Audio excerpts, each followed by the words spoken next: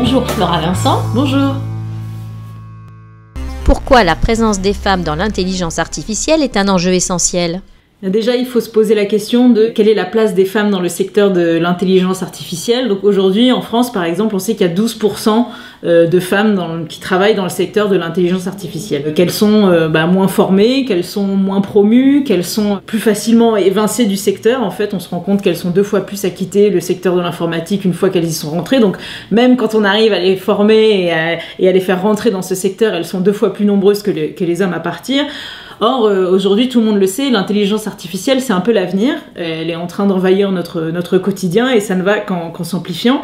Et pour le moment, elle est majoritairement conçue par des hommes. Et l'enjeu, c'est que cette intelligence qui est créée par des hommes va reproduire un certain nombre de stéréotypes sexistes. C'est souvent de façon non intentionnelle, mais la réalité est que ces algorithmes apprennent sur la base d'une société qui est déjà inégalitaire et reproduisent en fait ces stéréotypes. Donc c'est important en fait d'augmenter la place des femmes dans ces secteurs-là pour aussi penser cette intelligence artificielle autrement et vraiment garantir le fait que en fait tous ces produits de l'intelligence artificielle seront réellement adaptés au plus grand public possible, car pour le moment on se rend compte que le fait d'avoir une IA qui est développée par des hommes, ça fait une IA qui est développée pour des hommes et qui ne fait que maintenir les inégalités qui sont déjà existantes dans la société. L'intelligence artificielle peut-elle aider à l'égalité et comment outiller et accompagner les professionnels de l'éducation dans ce travail ? On peut tout à fait mettre l'intelligence artificielle au service de l'égalité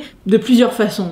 Par exemple, l'intelligence artificielle, c'est un outil fabuleux pour analyser des grandes bases de données très rapidement. Et récemment, on a Google, par exemple, qui a créé un projet où ils ont analysé le temps de parole entre les hommes et les femmes dans tous les plus gros blockbusters américains entre 2015 et 2016. Et à la fin, ils ont établi un diagnostic très quantitatif de la répartition du temps de parole, où ils montrent notamment que les femmes parlent 3 fois moins et apparaissent 3 fois moins que les hommes à l'écran.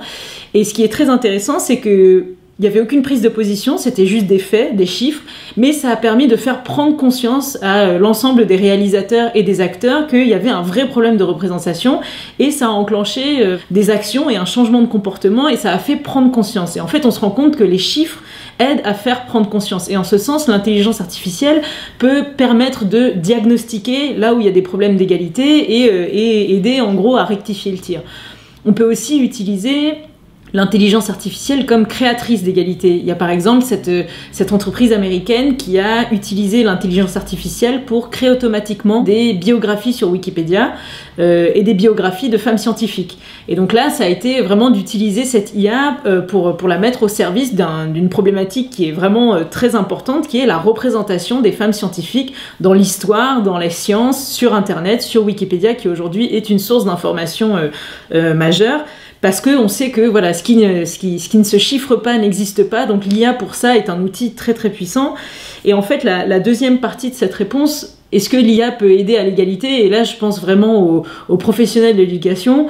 On a tendance à réduire l'IA à juste un outil pour créer des robots, faire des maths et de l'ingénierie, alors qu'en fait, l'IA aujourd'hui, elle est partout. On a aujourd'hui des ruches connectées qui utilisent l'intelligence artificielle pour maintenir les abeilles qui permettent de polliniser les environnements naturels.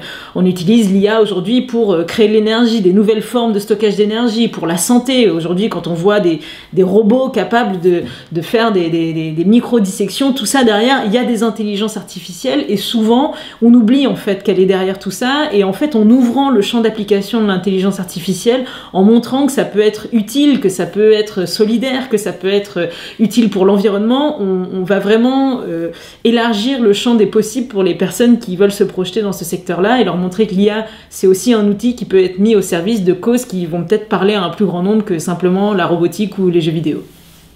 Merci.